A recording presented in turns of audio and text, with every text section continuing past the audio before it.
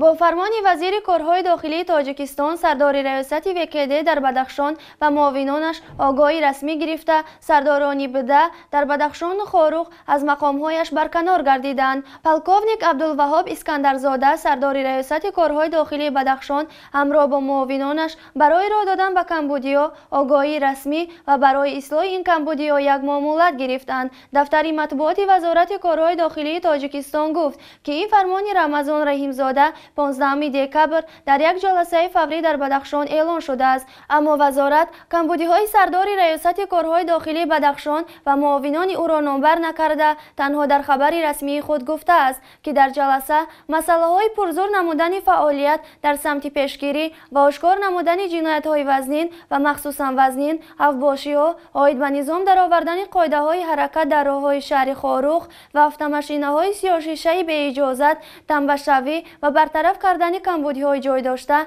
موردی بررسی قرار گرفتند. بنا به اطلاع منبع، وزیر کارهای داخلی تاجیکستان از بی‌ترتیبی و بی‌نظامی در نزد بازار خاروق انتقاد کرده است که به قول او به تنبشوی واسطه‌های نقلیات آورده می‌رساند. در پی چنین نگرانی‌ها وزیر کارهای داخلی سردار بازرسی دولتی اتومبیلی در بدخشان پلکوونیک میلیسا طاهر کنجزاده و سردار بدهه خاروق معیار عزتشاه شکربک را از وظیفه‌هایشان آزاد کرده است. به سردار شعبچه ولایتی به قیدگیری امتحاناتی شبده روکده در ولایت مختار کوهستانی بدخشان پلکوونیک گیدر درویشف و همه سرداران شعبه‌های بازرسی دولتی اتومبیلی ناحیه ولایت مختار کوهستانی بدخشان تنبیه اعلان کرده شد. گفته شده است در خبر رسمی وکده پلکوونیک عبدالوهاب اسکندرزاده ماه نوامبر سال گذشته با دستور امام علی رحمان رئیس جمهوری تاجیکستان سردار ریاست کارهای داخلی بدخشان تعیین گردید.